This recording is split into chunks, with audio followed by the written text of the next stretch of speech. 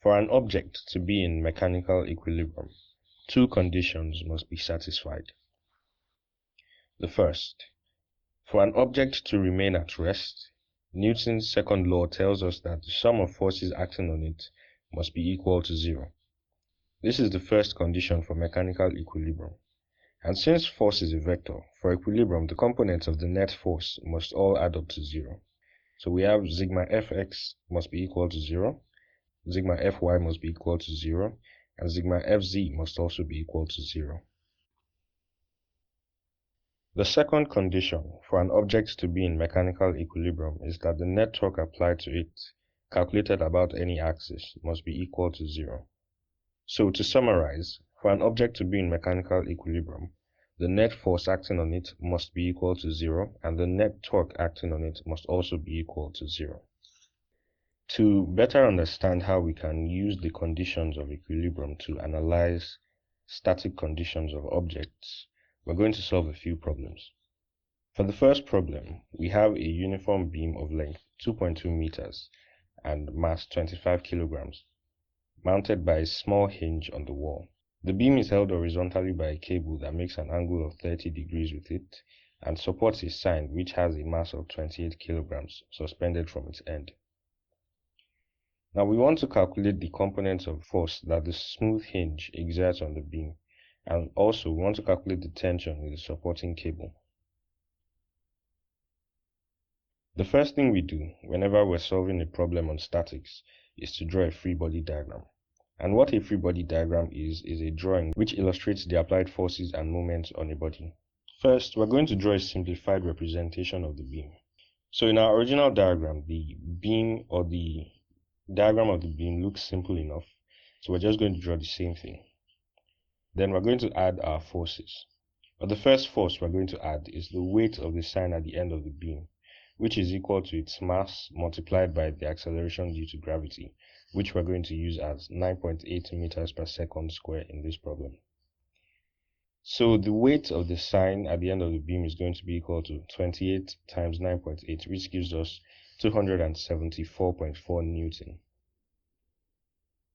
Next, we're going to add the weight of the beam itself. When we started, we described the beam as a uniform beam, and this means that its mass is uniformly distributed all over it. So its center of gravity is going to be located exactly at its midpoint, since the beam is symmetric about this point. And the weight of the beam also is equal to its mass multiplied by the acceleration due to gravity, which is 25 times 9.8, which gives us 245 Newton. And we're going to place that right in the middle of the beam, pointing downwards. Up next is the force with which the string supports the beam. This force is equal to the tension in the string, and so we're going to designate it with the symbol T. And it's going to be pointing in the same direction as our string. Lastly, we're going to show the components of the force that the hinge exerts on the beam. This type of force is known as a reaction force because it acts in response to the force exerted by the beam, according to Newton's third law. We're representing this force as its components because it's easier this way since we don't know its magnitude or direction. And so we represent the horizontal component of the force at the hinge as Fhx, and the vertical component of the reaction force at the hinge as Fhy. In doing this, I'm orienting the components in the positive x and y directions, but this doesn't really matter. You can orient your unknown forces in any direction as long as you account for the directions correctly when you're solving. Also, we mentioned that the hinge is smooth.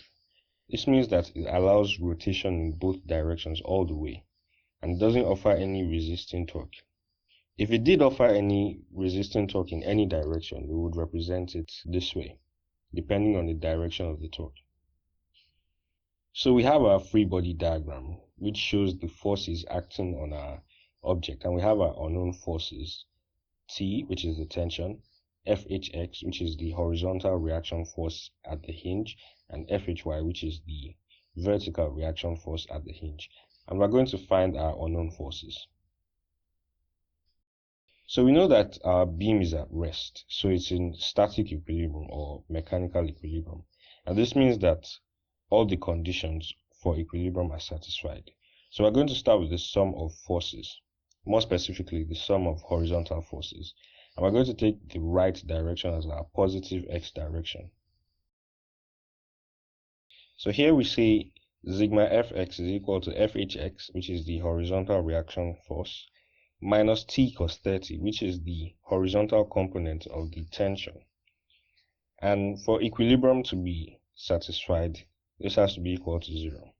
So rearranging this, we can say fhx equals t cos theta, and we'll call that equation 1. Now let's move on to the sum of the vertical forces, and here we're taking the upward direction as our positive direction. So we say sigma fy equals fhy, which is the vertical reaction force, plus t sine 30, which is the vertical component of our tension of the string, minus 245, which is the weight of the beam, minus 274.4, which is the weight of the sine. And all of this equals 0. So rearranging what we have here, we can write that fhy plus t sine 30 equals 519.4 Newton. And let's call this our equation 2. So we have two equations and we have three unknowns. We need a third equation. So we're going to find the sum of torques about our hinge, taking anticlockwise moments or torques as positive. And remember that the magnitude of your torque is equal to the magnitude of your force multiplied by the perpendicular distance of the force from the axis about which you are calculating the torque. So our weight is at a perpendicular distance of 1.1 meters from the hinge, since it's halfway from the hinge, and it produces a clockwise torque, meaning that we're going to take its torque as negative. So the torque due to our weight is equal to minus 245 multiplied by 1.1. And we're going to do a similar thing for the weight of our sine, since like the weight of our beam, it produces a clockwise torque or moment. So it's going to be negative, and its distance or perpendicular distance from the hinge is 2.2 meters, which is the length of our beam. And so its torque is going to be equal to minus 274.4 times 2.2.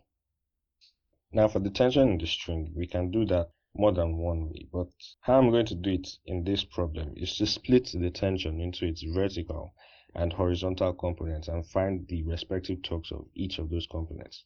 So the vertical component of our tension is pointing upwards, and it's going to produce an anticlockwise torque about the hinge. So the torque produced by our vertical component of the tension is going to be equal to t sine 30 multiplied by 2.2, since it has a perpendicular distance of 2.2 meters from the hinge.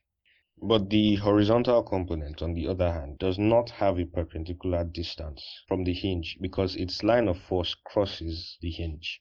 So its perpendicular distance from the hinge is going to be equal to 0. And its moment about the hinge is going to be equal to t cos 30 times 0. And we're going to equate the sum of all of these values to 0.